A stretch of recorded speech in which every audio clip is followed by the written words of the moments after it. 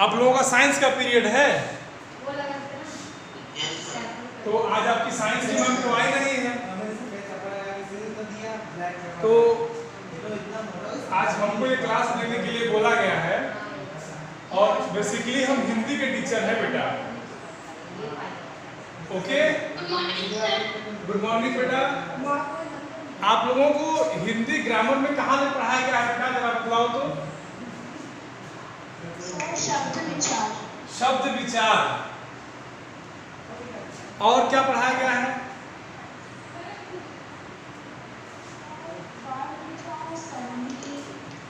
Word विचार, शब्द, हाँ, और वर्ड अच्छा, वर्ड विचार, शब्द विचार, संधि, यही सब पढ़ा दिया गया है ना।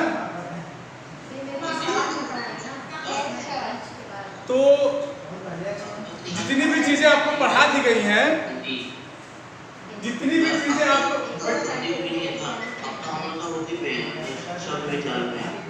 बेटा, आपको जितनी भी चीजें पढ़ा दी गई हैं, उन सबको एक बार हम फिर से रिवाइज कर लेते हैं, एक बार देख लेते हैं। पहले हम बात करेंगे वर्ड विचार पे। वर्ड किसे कहते हैं? वर्ड भाषा की सबसे छोटी इकाई होती है। वो तो ठीक है बेटा, वर्ड कहते किसे हैं? वर्ड या अक्षर शब्द वर्ड भाषा की सबसे छोटी इकाई होती है। सबसे छोटी इकाई होती है। Very good. काम क्यों नहीं कर रहा है? वर्ड भाषा की सबसे छोटी इकाई होती है, या कुछ और इसको बताओ, थोड़ा सा इसको अच्छे से डिफाइन करो। वर्ड को अगर आप बता रहे हैं कि भाषा की सबसे छोटी इकाई, चलिए हम आपकी बात मान लेते हैं, भाषा की सबसे छोटी इकाई, इसको हम मान लेते हैं ये वर्ड है। और इसको जरा अच्छे से बताओ, जिसको बताना हो, इसको आता हो, कोई बता सकता है? तो आप लोगों ने बताया वर्ड। देखो अब सुनो आप लोग, अब सुनो तुम लोग, वर्ड कहते किसे हैं? हमारे मुख से निकलने वाली वह छोटी सी छोटी इकाई जिसके और टुकड़े न किए जा सके, उसे क्या कहते हैं? वर्ड या अक्षर या ध्वनि। वर्ड या अक्षर,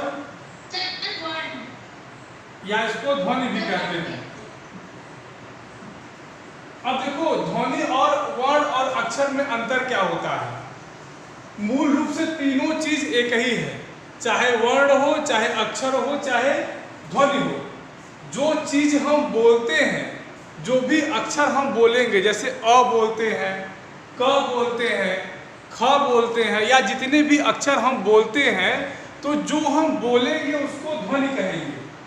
जैसे हमने बोला अ, आ, ई, क, ख, ये सब जो चीजें हम बोलेंगे बेटा, ये ध्वनि होंगी। और जब इसी शब्द को जो हमने बोला है, जैसे अ, आ, क, जब इनको हम लिख देंगे तो यही चीजें क्या हो जाएंगी? आपकी अक्षर या वर्ण। तो इतना डाउट आप लोगों का क्लियर हो गया कि वर्ड किसे कहते हैं? भाषा की सबसे छोटी इकाई वर्ड होती है, जो आप लोगों ने बताया। फिर उसके बाद हमने आपको क्या बताया कि हमारी उच्चरित भाषा की वह छोटी सी छोटी इकाई जिसके टुकड़े न किए जा सके, उसे वर्ण, ध्वनि या अक्षर कहते हैं। फिर हमने आपको क्या बताया कि वर्ण, अक्षर और ध्वनि में अंतर क्या होता है। तो हमने आपको ये बताया कि ध्वनि जो होती है वो बोली जाती है, और अगर हम उसी ध्वनि को लिखित रूप में प्रस्तुत कर दें तो उसे वर्ण या अक्षर की संज्ञा दी जाती है।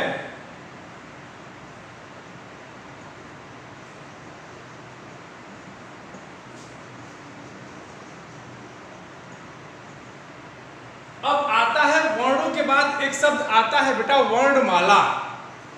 जिसको आप लोग अंग्रेजी में अल्फाबेट कहते हैं, एक शब्द आता है वर्णमाला।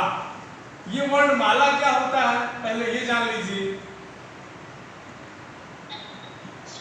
सर, वर्णों के व्यवस्थित समूह को वर्णमाला। अरे वाह, very good, very very good, जिसने भी बताया वेरी गुड। हाँ, वर्णमाला क्या होता है कि यदि वर्णों को आप व्यवस्थित क्रम में रखिए। अब देखो बेटा, व्यवस्थित क्रम में रखने का यहाँ क्या मतलब हुआ? व्यवस्थित, जैसे मान लीजिए स्वर है, वर्ण दो प्रकार के होते हैं, पहले यहाँ जान लीजिए। वर्ण जो है दो प्रकार के होते हैं, एक होता है स्वर वर्ण, दूसरा होता है व्यंजन। पहला है स्वर, दूसरा व्यंजन। अब जब इन्हीं वर्णों को हम एक क्रम में रखेंगे, जैसे स्वर वर्ण जो हमारे होंगे उनकी संख्या होती है 11 और व्यंजन वर्णों की संख्या कितनी होती है? 41। तो अगर स्वर को हम स्वर के साथ रखते हैं तो ये स्वर वर्णमाला होगी, और व्यंजन को व्यंजन के साथ रखेंगे तो व्यंजन वर्णमाला होगी। तो वर्णमाला कहने से मेरा क्या मतलब है कि वर्णों के व्यवस्थित क्रम को हम क्या कहते हैं? वर्णमाला कहते हैं। ठीक, अब वर्णों से किस चीज का निर्माण होता है? हमने वर्ण देख लिए, वर्णों से निर्माण किसका होता है? वर्ण से मिलकर और क्या बनता है? तो वर्ण से मिलकर बेटा बनता है शब्द। शब्द, इसको अंग्रेजी में क्या कहते हैं? वर्ड्स। तो इसकी परिभाषा आपकी क्या बनेगी? वर्णों के सार्थक समूह को शब्द कहते हैं। देखिए मैंने क्या बताया, ध्यान से सुनिएगा आप लोग, कि वर्णों के सार्थक समूह को, सार्थक मतलब कि हम वर्णों को इस क्रम में व्यवस्थित करें कि उनका कुछ अर्थ निकले। सार्थक मतलब होता है जिसका कुछ न कुछ अर्थ निकले। तो जैसे हमने वर्ण लिया क, दूसरा लिया म, तीसरा लिया ल, ये तीनों वर्ण हैं। अब इन तीनों वर्णों को अगर आप मिला देंगे तो आपको बनेगा कमल। ये एक शब्द है। हमने क्या परिभाषा आपको बताई थी कि वर्णों के सार्थक समूह को शब्द कहते हैं। कितना clear? Yes sir. Yes sir. अच्छा, आप लोग बताओ व्यंजन कितने होते हैं? ये बताया गया है आप लोगों को? Yes sir. कितने होते हैं?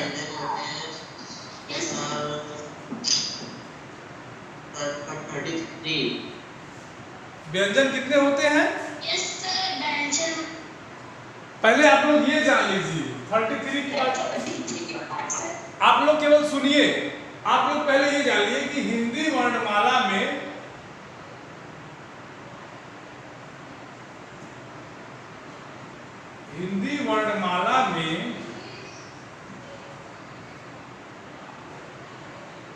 कुल 52 वर्ण होते हैं, टोटल 52 वर्ण होते हैं।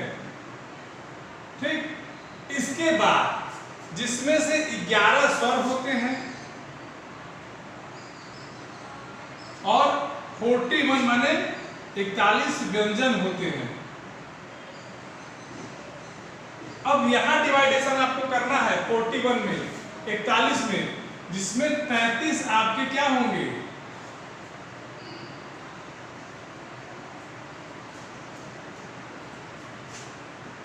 में स्पर्शी आ जाएगा, निष्पर्शी व्यंजन, और स्पर्शी की संख्या होती है 25। उसके बाद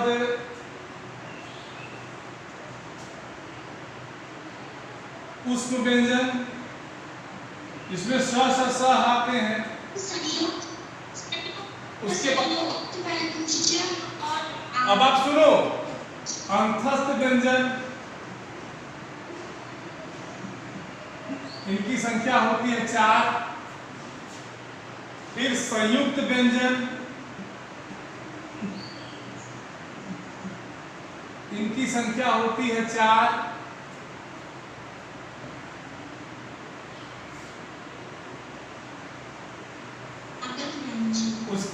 बेटा आपका होता है अयोगवाह, अनुस्वार और अनुनासिक। अब देखो यहाँ काउंट करो 25, 29, 33, 37। आपको दो और मिलेंगे, वो कौन मिलेगा? अयोगवाह मिलेंगे। अयोगवाह दो होते हैं।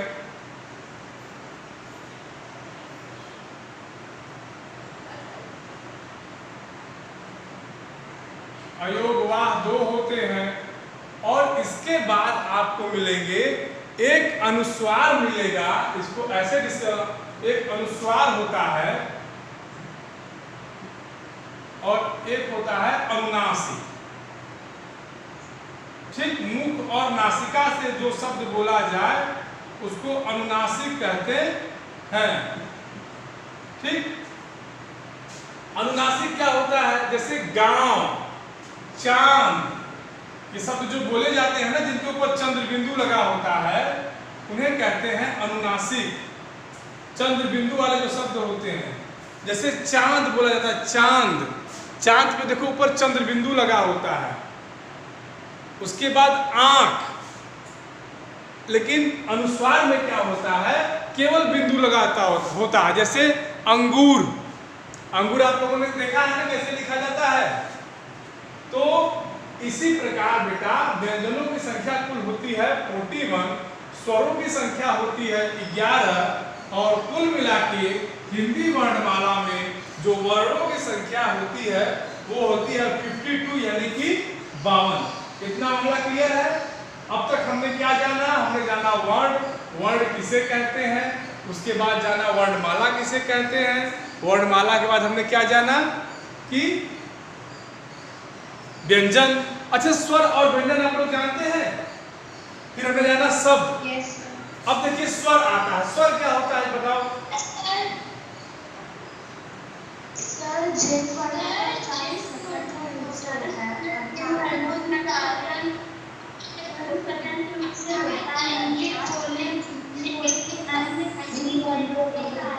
अब सुनो स्वर क्या होता है। अब आप लोग सुनो स्वर क्या होता है। स्वर ऐसे वर्ण होते हैं जिनके उच्चारण में हमारे मुख से निकलने वाली वायु कहीं भी बाधित नहीं होती। मैं ध्यान से फिर से बोल रहा हूं, ध्यान से सुनिएगा कि ऐसे वर्ण जिनके उच्चारण में हमारे मुख से निकलने वाली वायु कहीं बाधित नहीं होती। देखो जब हम बोलते हैं बेटा तो हमारे मुख से कुछ न कुछ हवा निकलती है। तो अगर ये हवा बिना रुके निकल रही है, ये हवा कहीं डिस्टर्ब नहीं हो रही है, तो ऐसे वर्ण जो आपके मुख से निकलेंगे उन्हें स्वर कहेंगे। और ये वर्ण अपने आप में पूर्णतया स्वतंत्र होंगे। ठीक, जैसे अ, आ, ई। ठीक, अब स्वर कितने प्रकार के होते हैं? स्वर मुख्य रूप से तो होते हैं 3 प्रकार के, लेकिन हम प्रयोग करते हैं दो ही प्रकार हम यूज करते हैं, ह्रस्व और दीर्घ। ठीक उसी तरह व्यंजन, स्वर और अब दूसरा आता है व्यंजन।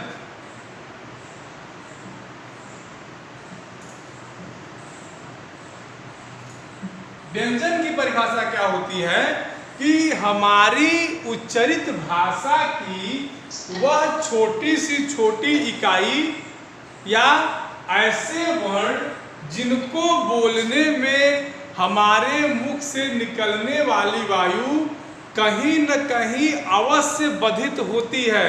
माने जब हम व्यंजन वर्णों को बोलेंगे तो हमारे मुख से जो हवा निकलेगी वो बिना डिस्टर्ब हुए निकलेगी नहीं। मतलब वो सीधे सीधे आपके मुंह से वो भाषा वो शब्द नहीं निकल पाएंगे।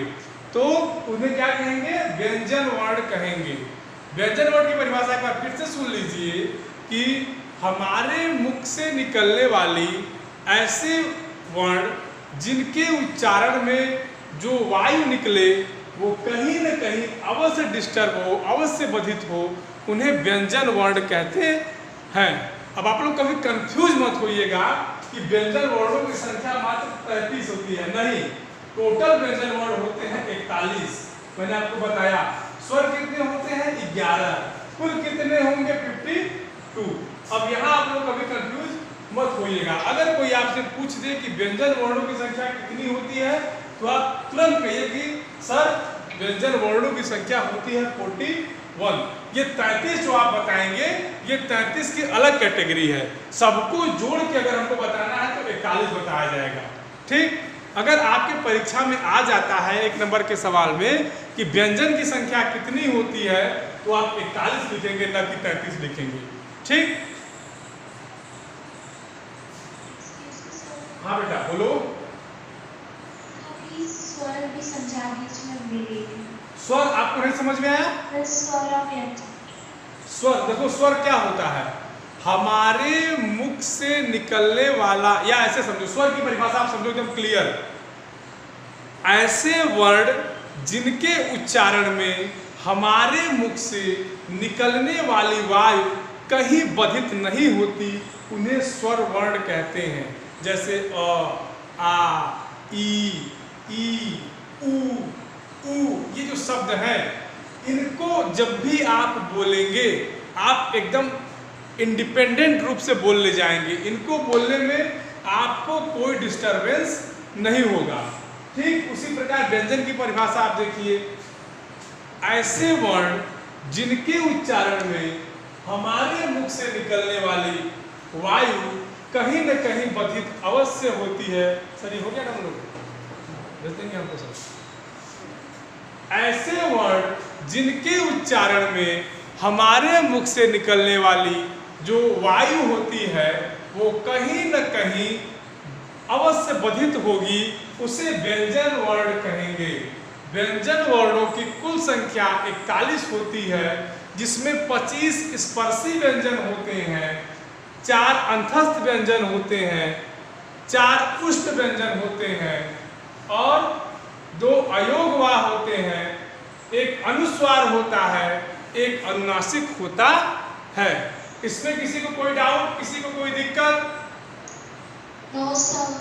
जितना बताया उतना समझ में आ गया आप लोगों को? Yes sir. अब देखो इन सब के बाद आप लोगों की व्हाट्सएप क्लास जो आज मैडम लेती हैं साइंस वाली, वो व्हाट्सएप क्लास हम लेंगे, ठीक है? Thank you sir. उसमें आप लोगों को जो भी डिस्कस करना होगा आप लोग कर लीजिएगा। अभी आप लोग सुन लीजिए, जो मैडम ने पढ़ा दिया है उसका मैं बस रिपीट कर रहा हूँ बेटा। आप लोगों का जो भी डाउट होगा वो पूछ लीजिएगा उस पर। इतना आपको क्लियर हो गया। अब आपने कहा था कि मैडम ने संधि भी पढ़ाया था, ठीक? तो थोड़ा बहुत डिस्कशन हम संधि पर भी कर लेते हैं। संधि किसे कहते हैं जरा इस पे हम एक बार चर्चा कर लेते हैं। संधि शब्द किसे कहते हैं? संधि क्या होता है? हिंदी भाषा में संधि होता है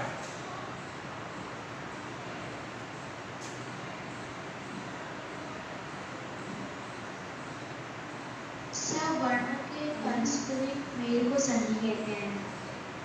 संधि इसको अंग्रेजी में कहते हैं ज्वाइनिंग। देखो बेटा आप लोग परिभाषा बता रहे हो कि वर्णों के परस्पर मेल को, यही कह रहे हो ना? वर्णों के परस्पर मेल को संधि कहते हैं। वर्णों के परस्पर मेल को आप लोग को स्क्रीन दिखाई दे रहा है? आप लोग स्क्रीन देख पा रहे हैं?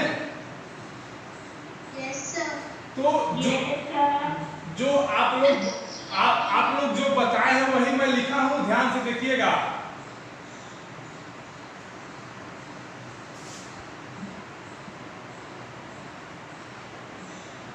आप लोग यही बताए हैं वर्णों के परस्पर मेल को संधि कहते हैं।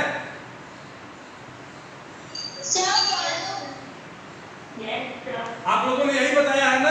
ये जो आपने बताया है वही मैं लिखा हूं, मैं कुछ अलग से नहीं लिखा हूं।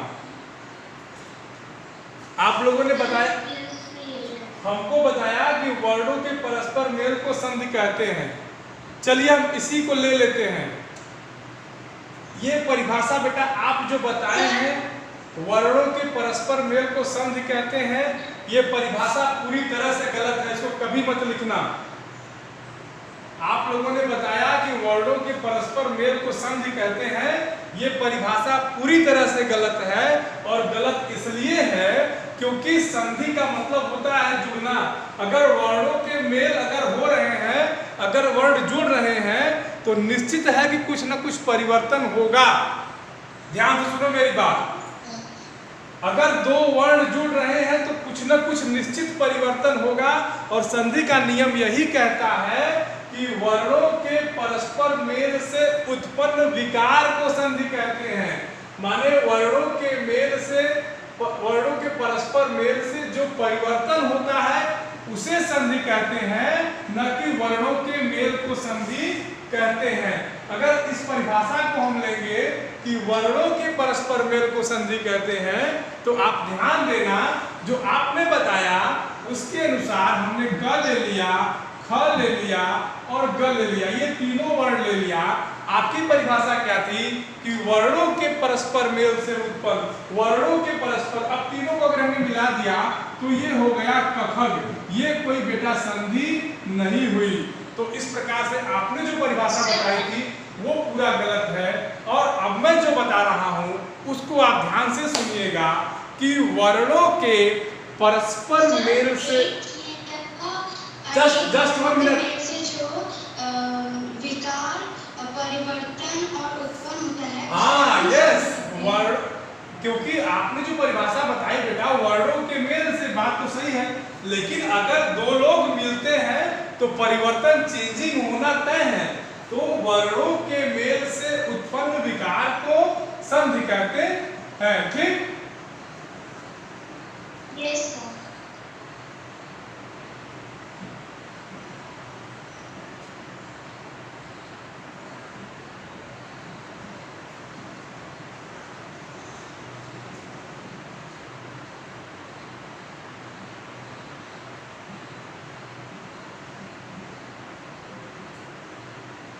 उत्पन्न विकार माने यहाँ परिवर्तन है, उत्पन्न विकार को संधि कहते हैं।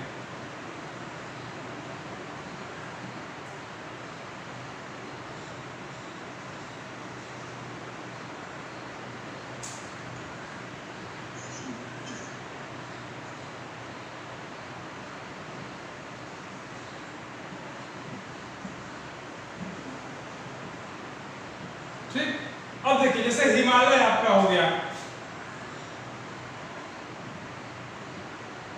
हिम धन आलय,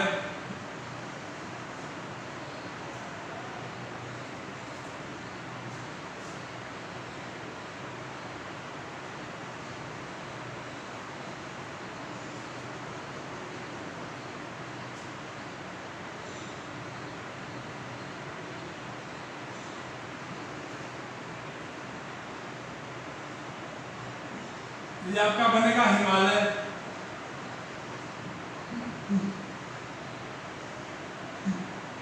ठीक, हाँ, विद्यार्थी, हिमालय, पुस्तकालय, सन्यासी, जो भी चीजें होंगी, अगर दो वर्ण वहां मिलते हैं तो अगर वर्णों के मेल से विकार उत्पन्न होगा तभी संधि होगी, अदरवाइज संधि नहीं होगी। और आपने ये कह दिया आपकी परिभाषा कि वर्णों के मेल से, वर्णों के मेल को संधि कहते हैं, तो ये परिभाषा बेटा टोटल और टोटल आपकी क्या हो जाएगी, गलत हो जाएगी। ऐसी गलती आप भूल के भी मत करना। ठीक, अब